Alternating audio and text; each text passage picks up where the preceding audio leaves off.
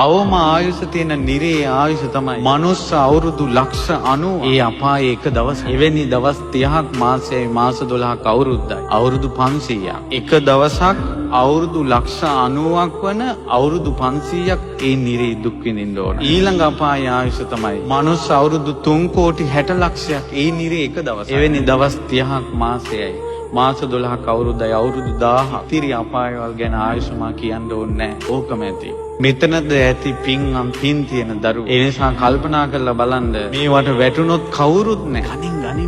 ගනින් බං කියලා උගුල්පත් දෙන අය මේට වග කියන්නේ නැහැ. අනියෙන් විඳවන්න වෙනවා. ඒ නිසා යම්කිසි රස්සාවක් කරන තැන හරියට කරන්න. හැබැයි ගොඩාක් දුක් විඳින්න වෙයි. ඉතේ සැනසෙල්ල තියෙනවා. අපි කවුරුත් ඇස් දෙක පියා ගන්න දවසක් එනවා. එක්තෙන් වෙන දවසක් එනවා. එදාට මේවා පිටිපස්සෙන් එනවා දරුවනේ. අපි ගමනක් යද්දී අපි ඉස්සරහින් ඉර පායලා තියෙනකොට අපේ හෙවණැල්ල වැටෙන්නේ පිටිපස්සට. අපිට පේ ඔය ඉර බැහැගෙන යනකොට අර හෙවණැල්ල ඉස්සරහට. යම් දවසක එක්තෙන් වෙනකොට කරපු ටික ඔක්කොම ඉස්සරහට එනවා. මම උදාහරණයක් කියන්නම්. මෙච්චර බණ කියනකොට තමන්ගෙන් වෙච්ච වැරදිම හිතට දැන් එනවා ඔය. චෛත්‍ය වැඳපේවා, බෝධි වැඳපේවා, දාන දුන්න ටික දැන් මතක් වෙන්නේ නැහැ. මේ බණ අහද්දින් වැරදිම හිතට මතක් වෙනවා. මට මගේ අතින් මෙහෙම වුණා, අම්මට මෙහෙම කිව්වා, මං කෙල්ලට මෙහෙම කළා කියලා ඔක්කොම හිතට එනවා. රුවන්වැලි සෑය වැඳා, ජයසිරි මහ බෝධින් වහන්සේ වැඳා, 1000ක් වැඩ තියෙන අතරේ බණ අහන්න ආවා. මේ පින් ටික මතක් වුණේ නැහැ. එච්චර හොඳට ආයු සමීකරණය කරපු හෝල් එක ඉද්දින්